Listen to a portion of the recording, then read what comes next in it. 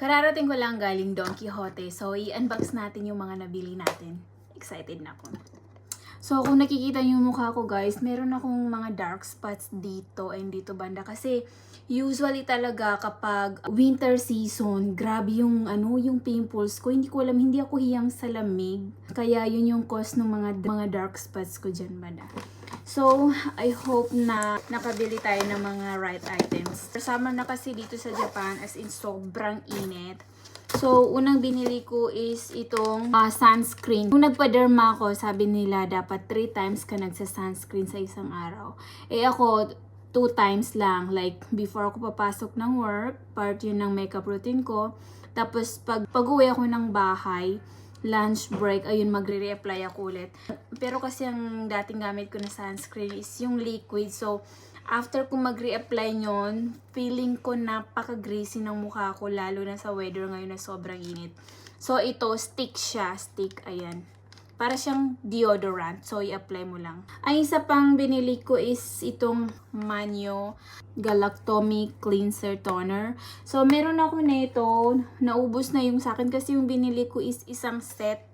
Tapos, may kasamang parang taster lang na ganito kaliit. Yung toner na kasama doon. So, naubos ko na yon. So, ayun, bumili ako ng malaki ngayon.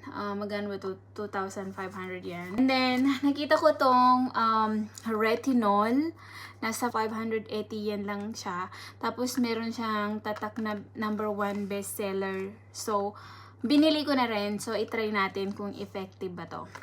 So, is itong retinol eye mask. Kasi, grabe yung ko. Sobrang stress. Sobrang babad ako ngayon sa trabaho. Kaya, kailangan kong alagaan yung face ko. Char.